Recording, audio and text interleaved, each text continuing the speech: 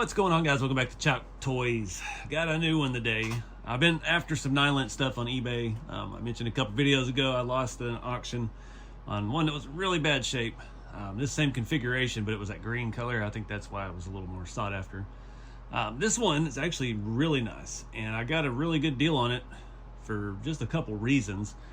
One, windshield's cracked, obviously, and two, that's a Tonka front hubcap and tire. Somebody replaced with what they had, I guess. So luckily I have all these parts. So we'll take a look at this thing. It's got one trailer. This set used to come with, I think, the little open trailer and that. And yeah, I almost bought one the other night that was super nice. I had made an offer on it, and I had ended up winning something else, and I was like, I can't spend that much money, so I canceled my offer. And I'm glad I did, because I got this for just a little over $100, and it's way cheaper than what I was looking at. The other one did have both U-Haul trailers, but I'm not mad at it at all. This thing was actually a lot cleaner than it looked in the pictures. Did get a little bit of rubbish in the packing box that they shipped it in, but not too bad. We'll show you that here in a second. So let's take a look at this. Let's look at the trailer first, because I don't think I've ever had one of these. It actually has the door on it. So again, most of the paint's there. We've got the right tire and wheel. Everything's got a little bit of wear on it. It's a simple little metal box. The rear door won't quite shut all the way, but does still latch. Fender's got a little bend in it. Just some scratches. This sticker's in much better shape on this side. I dig it. I don't know why I'm making up for my lack of Nylint stuff. I've really been looking at this stuff again lately and trying to score some deals. So this side we can see it's pretty straight. Light scratching. Look underneath. Look how clean that is. Was that a... I thought it was a turd fall out of it. No, it's just probably a piece of rubber from that axle being way too wide. Rear tires in good shape. Axle straight. We've got our hitch. Slides closed. Check out we are missing the Ford emblem on the grill. We have a little hole there. We've got the grill and everything in decent shape. It's bent out a little bit over here. I'm not too worried about that. I don't even think I would try to polish this up right now. But it easily could be polished. It's not that bad. I've fixed up worse before. The roof and stuff is not all bent and shifted side to side. It's actually pretty straight, other than the glass being broke. Again, this side, the sticker's a little bit better. I don't know why they put Tonka tires on it. Rear tire and everything's pretty good, light yellowing. Some of this stuff in here is a little more serious, but way better on the graphic. And this was what was done in the packing. They had this corner against the outside of the box, and it got a little chipped up, but it's not too bad. At least it didn't bend the bed all to crazy, because this is double walled in here, and yeah, those are not that easy to straighten out. I think it's glued in here in some places. On the videos I did a few years ago where we actually slammed one of these, that bed does not come apart very easily, and you basically just got to cut everything out like you would a real bed floor. When you slam it, it says Nylint Toys up in the front. It's got a little bit of a bend up there, nothing bad. Tailgate's in great shape. Still stays shut like it should. So I'm pretty jazzed on this thing. Kind of look, we ought to be able to get the window off without having to remove anything else. And I'm looking at how the grill snaps in. I forgot how those do. We could actually get that out if we wanted to try to straighten that bottom grill piece up. But yeah, so let's look at the parts I've got.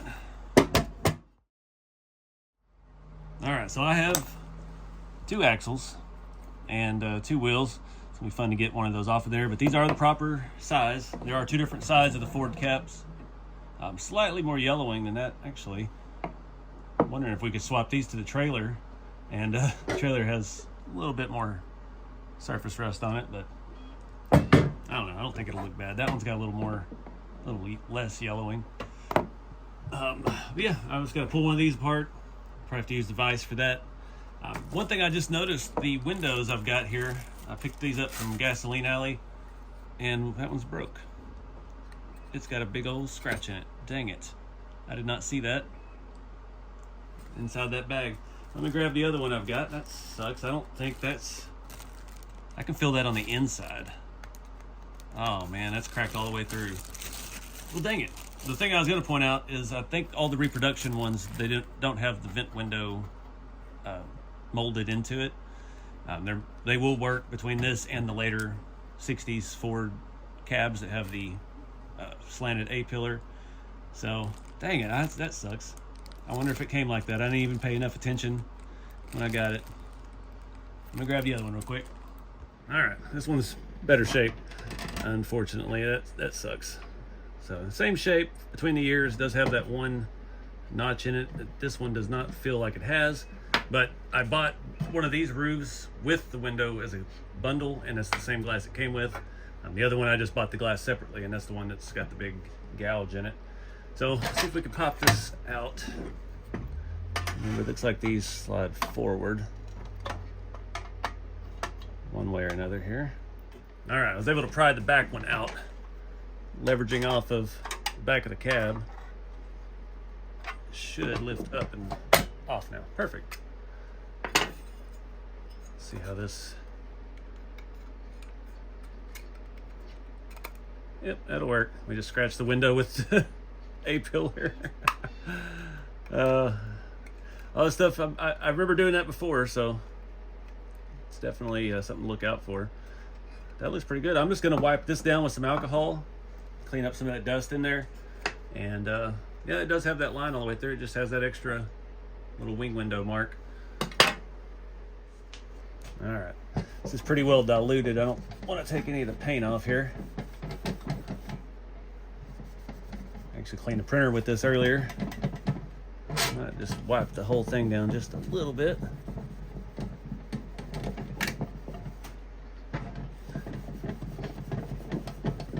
Shining it up some. This dust out of the bed. All right, I'm gonna go over the whole thing and the trailer real quick. I'm gonna listen to that rattle around while I wipe it. All right, got it shined up a little bit. Time to address this before we put the roof back on. It's hard to get these off without damaging them. They're pretty brittle. I'm gonna try something, see if it works.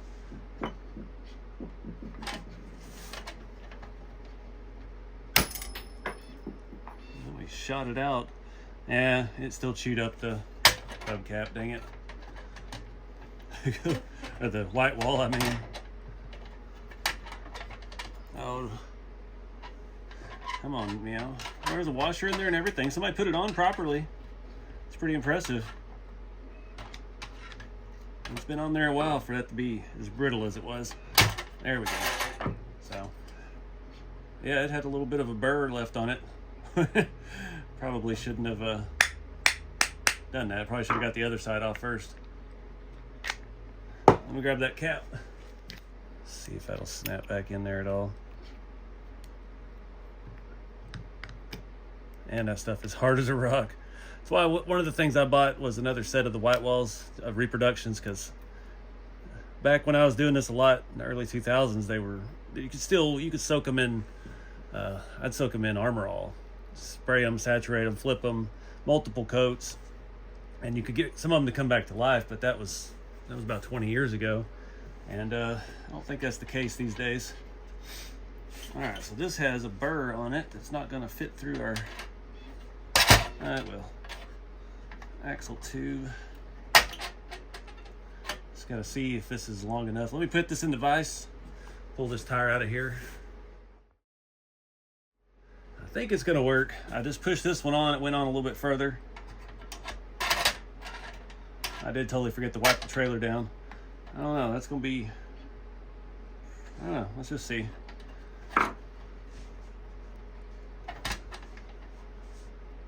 Oh yeah, we're good. Perfect. So now we got the proper stuff going on. Sweet. Let's see if we can snap this in without destroying our glass again. And scratching up our paint real bad. I have had these before. I don't know if it was a Nylint specifically, but when I got that snapped in, it shattered the glass. Oof. This side of the front popped out.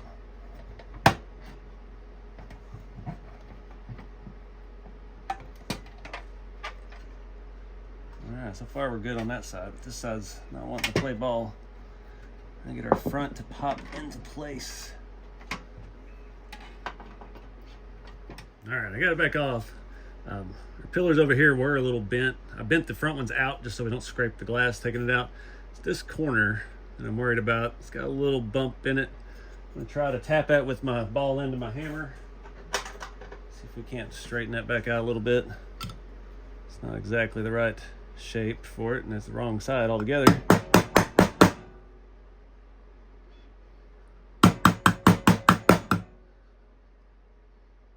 Alright, looks like we got it.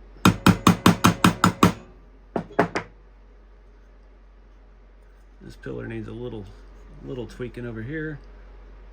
I hate to grab it with these, but all right. Our fronts are still bent out. It's got a little whoop-de-doo in it. All right, for fear of causing more damage. Uh-oh. All right, we have the backs. We have the backs in. Now can we get the fronts in? All right, I did a little creative sanding on these edges up here, especially in the corners, just trying to flatten them out just a little bit. What I was getting is I could get one side to be below the mark or right at it, and one side would pop up. So in lieu of hammering on this more and risking bending or chipping more paint off, I started sanding the glass a little bit. So let's see if that was enough. Fingers crossed. All right, front's in.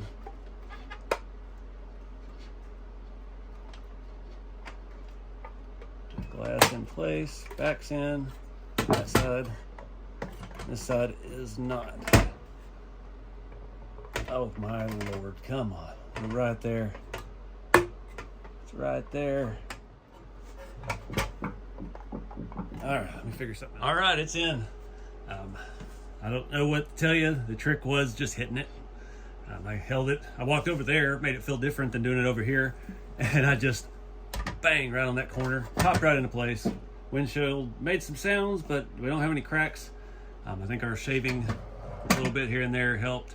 Of course, now it's dirty because we've got fingerprints all over it from messing with it, but this thing's cleaned up real nice. Really happy about that. I mean, this is some reason all these, I guess the Nylints are bringing more money lately. They're harder to find maybe. The U-Haul stuff always seem to bring a little bit. I'm not even gonna worry about that little bend in the hitch there. Go ahead and slide our hitch out. Boom.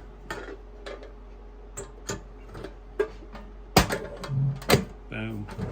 Trailer didn't clean up quite as nice as the truck did, but I'm happy. So these trucks later would have a twin I-beam suspension. Cool setup like this, but that would be the 64, 65 with the 8-pillar slanted back and the one-piece grill bumper setup. Still a really cool thing. I like these trucks. I prefer this front end, this roof setup, just that style of old Ford truck. And that's one thing that sets Nylint apart from the rest, was they were actually branded. Tonka kind of looked like Fords, and then later in the 60s they kind of looked like Chevy, and then later in the 60s they looked like Dodges. But they never were anything specific. Where Nylint always had a partnership with Ford, it seemed like, and they had a ton of cool stuff with that. So not really a restoration, not really a lot of work either. A little bit more than I thought it would be with the window, but I've got a good looking collector piece. I wish I still had, back when I had the channel going before, I had display spots in the house where I could have all this stuff out. And right now all my nice trucks like this are in boxes wrapped in t-shirts and bubble wrap and things. So I don't really get to see my whole collection right now, and I don't know where I'm going to display this truck at in the meantime. But yeah, just a fun little video, keeping old toys alive, trying to share what knowledge I have. I've forgotten more than I know these days, it seems like, but it's all coming back up. Like the Tonka trucks, there was price guides put out by Don LaSalle back in the early 2000s. It kind of, I mean, there's still, I keep seeing sets that aren't in there that are, you know, around, so it wasn't 100% complete, but there really isn't a good guide for the other brand toys. There's a few websites and things that have partial lists, but nothing definitive. Like there's no documentation from the Nylint factory. So it's hard to gauge the price of stuff. Like I said, all of this stuff's bringing more money than the Tonka trucks are these days. I'd say 90% of the Nylint trucks of this era have bids, and I'd say 90% of the Tonka trucks that are nice and restored have no bids on eBay. There's a lot of stuff on there and not a lot selling. I ran across a 58 Tonka farm set, and it had the cows and the horses, had the livestock trailer with the semi cab, it had the high roof trailer, and a pickup with a trailer. I've never even seen that set before. I think it was sitting around like $480. Like, man, that was a steal of a deal. Had the box and everything, but I can't afford to collect at that level because I have nowhere to put it. So the stuff in boxes I'm always obsessed with. I had about a 63 dozer that came with the box. That was one of the first nice pieces that I'd ever got. I found it at a toy and train place in Dallas that's no longer there, and I think I paid $100 for it. This was like 2002 or 3. And as I started collecting and getting into this deeper, I discovered it was not the right box. It was actually the older box. There was a 61, 62 era, and the only difference in the dozer is that the older ones had silver wheels, and the new ones had plastic and a different piece that mounted them on for the tracks. So I ended up selling that box off because it wasn't the right one for the dozer I had, and that dozer was really, really nice. And yeah, I just like stuff in the box. Seeing all the art that was on the Tonka box, it's almost to me like the Tamiya RC stuff.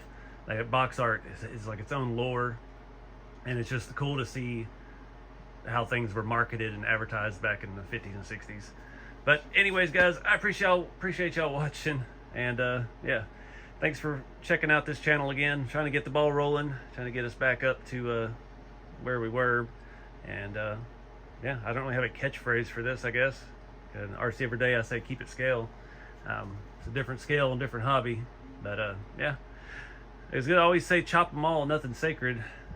Unless they're this nice, I don't chop them. But thank you guys for watching. See y'all in the next one.